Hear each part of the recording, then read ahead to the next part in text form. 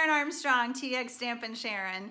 I'm going to do a series on basic card making, basic supplies. Sometimes you get overwhelmed, you don't know what to buy, what goes with what. So I hope that this video will help you. If you like this video, give me a thumbs up. If you haven't already subscribed, you can do so with the button below. And then after that, hit that little bell and you'll know when my next video comes up on YouTube. When you look at the Stampin' Up! Catalog, it can be very overwhelming. So much to choose from. Where do you start? What do you buy? I'm gonna help you make it easy.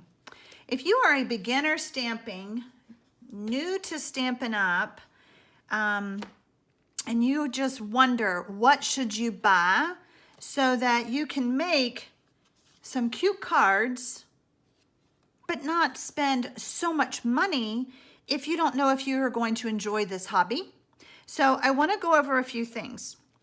This is just a basics.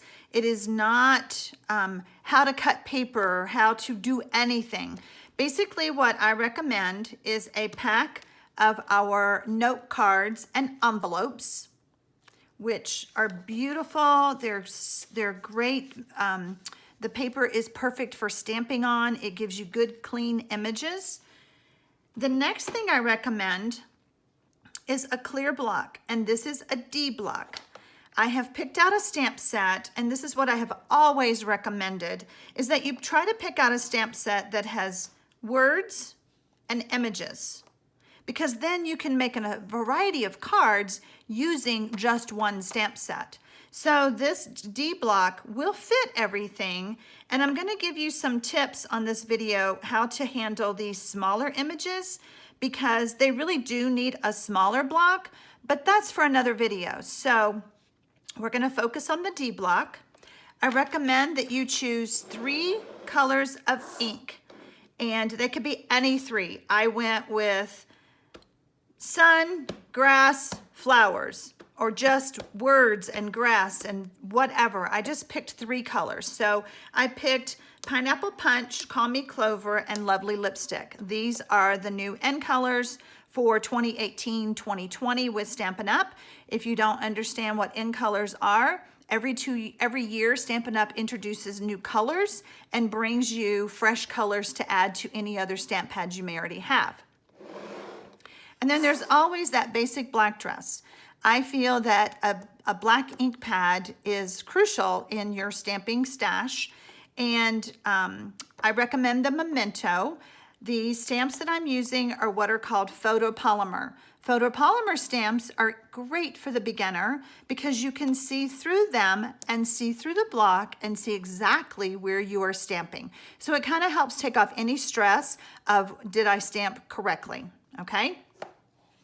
So let me just show you my card and walk you through some tips and tricks on this stamp set.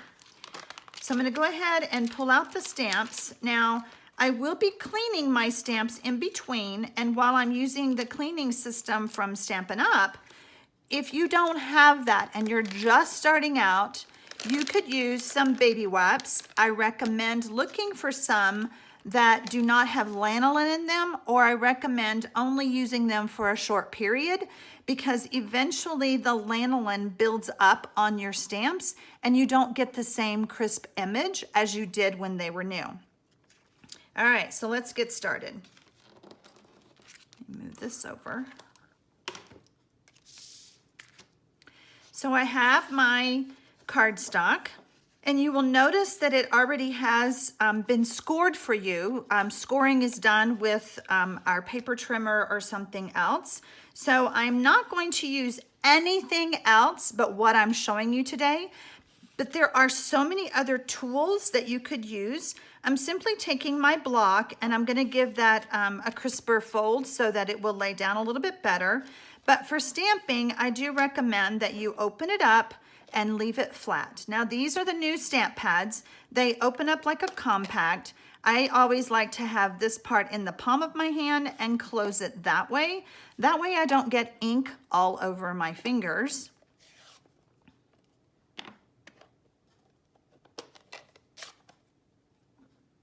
So I'm going to start from the bottom up on my card, and my bottom is going to be the grass.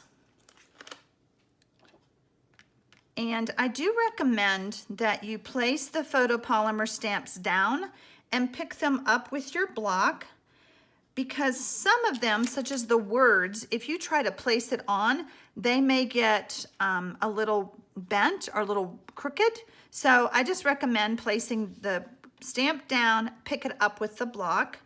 So now I'm going to ink up my stamp, and when you're inking up your stamp, you just want to do, let me make sure we're in the camera view. You just want to do a light tapping. You don't want to wiggle, because then you'll get excess ink everywhere and it causes a mess, all right?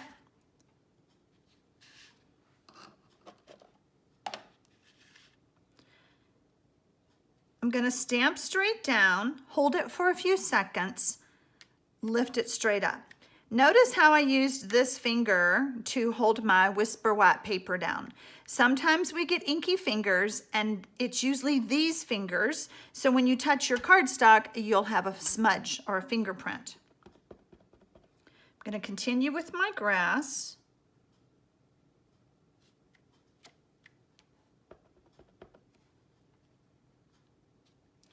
It's good to have scrap paper underneath.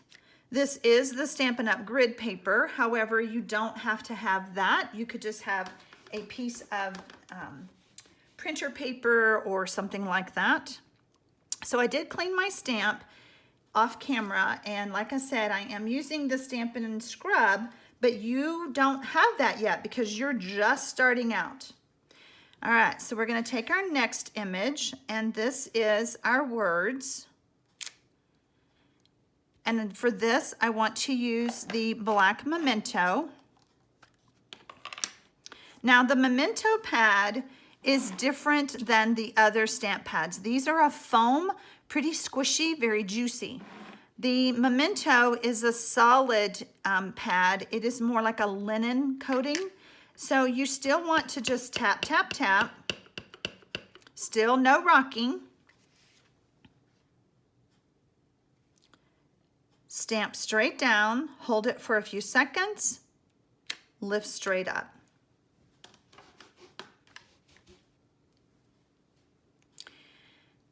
I am using the same block because I am recommending that you start off with just one block, and then as you learn to grow your hobby, you could purchase additional blocks. Now I'm going to bring in the lovely lipstick, and I'm going to line this up, stamp straight down.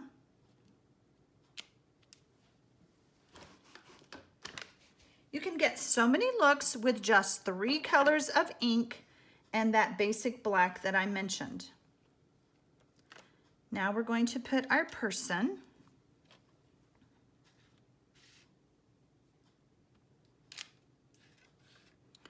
And we're going to ink it up with the black. This is a very solid image, so I am inking it more just to make sure I have good coverage. See how my fingers start to get inky? I don't know how it happens, but I'm just telling you, use that little ring finger and you'll be much happier with everything.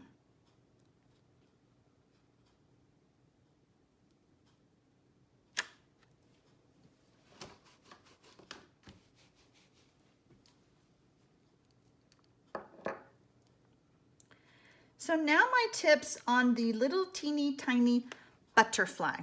See how little that is? I'm going to show you, because I was practicing how I was going to teach you guys this, and I want to show you that if I put it in the middle, let me show you what happens.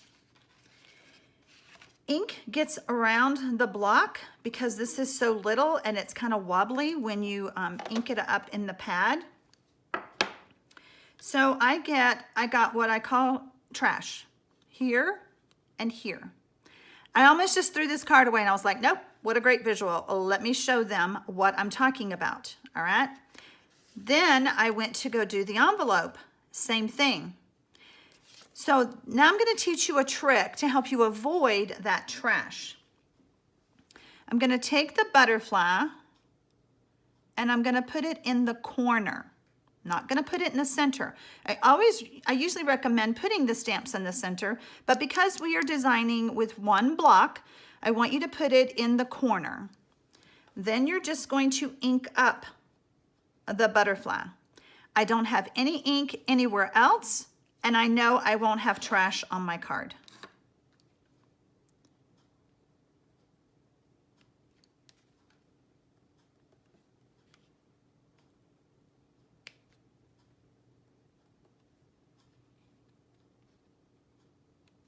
Perfect, I'm happy. Now we're going to decorate the envelope, and we're going to use my same little trick again.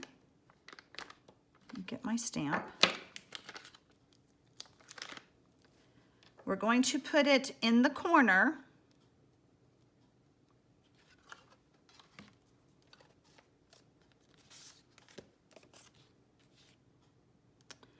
And I'm going to get my green, my Call Me Clover.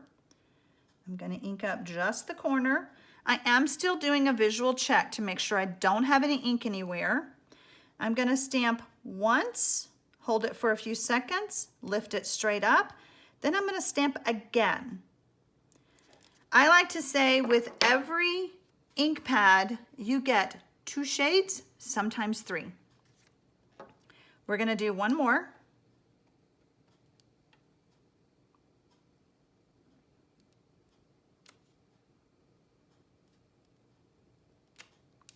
And we're done. So now we have our cute card and our matching envelope. This card can be mailed, the size can be mailed. It is 3.5 by 5. Any smaller than that cannot be mailed in the US Post Office. So there you have a very simple card using the very simple basic supplies that I mentioned at the beginning. Stay tuned for my next video where I'm gonna step it up a little bit. Both of these cards are really cute, but as you can see, this one has a little bit more eye appeal, but that's for another video. I sure hope you liked this simple beginning card making video. There's so much that you can buy, so much more you can do. But if you're just starting out, I wanted to help you not be so overwhelmed. So thank you for taking the time out of your day to spend it with me.